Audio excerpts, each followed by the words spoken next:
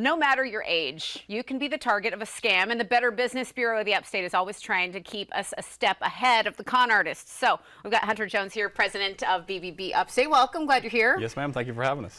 First of all, what types of scams are we watching closely right now? When it comes to seniors, there's romance scams, timeshare exit scams, government imposter scams, and they're coming in so many different directions. It could be through email, text message, phone call. There's so many ways for scammers to take advantage of people these days. And it can be confusing for anybody of any age. Some of the scams are going to involve unsolicited communications, pretty much all of them. So you're leery there, but we start with phone calls. They could be friendly and they could have caller ID that matches, but even that can be spoofed? That's right. That's called spoofing. That's when they just enter a phone number into a computer. It looks like it's a local 864 number. Looks like it's somebody that you can trust, that you can pick up that phone and answer. But guess what? It's just a scammer pretending to be someone that you know. We've actually had cases of seniors getting a phone call from themselves from spoofing scams. So the number can literally be changed to anything they want it to. All right. So already when that phone rings, you're already a little bit leery. Scammers are going to be out for your money, out for your personal information, and they're going to try to get it by making claims that are too good to be true. Talk about some of those red flags these days we're seeing. Hurry up and act now.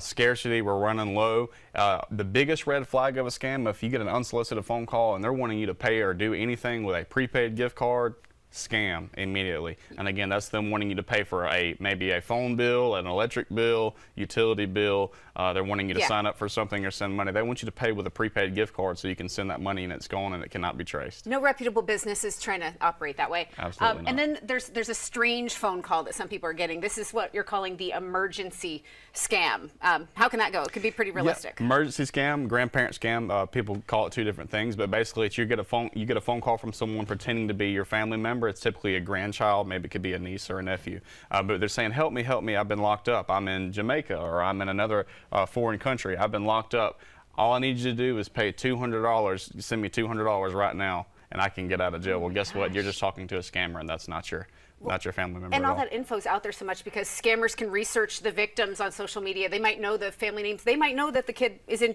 Jamaica. Absolutely, that's correct. But one thing that seniors can do is get a code word going with your family members or your loved ones. Have a phrase or a code word that you know that only they know. So if you're ever unsure, you feel uneasy and don't have time to take a step back, ask them what that phrase is. All right, yeah, come up with that. That's a good thing to know, especially as these voices are being recorded and imitated and you don't know what's coming your way. Absolutely.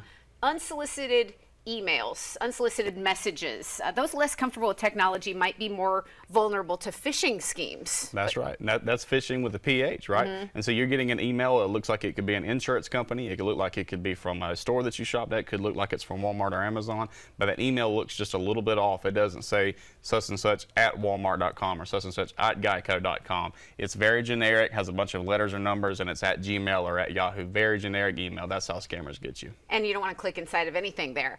And just like you never trust the unsolicited caller on the phone, you also don't want to trust a contractor. If somebody shows up at your door knocking to offer you a service, you're a little bit, that's a red flag in itself. That's a red flag, but there are legitimate businesses that do not, but they have to have, they need to have identification. You need to be able to take a step back and verify that they actually work for that actual company. But one thing that consumers in the upstate need to be aware of is the FTC's 3-day cooling off period.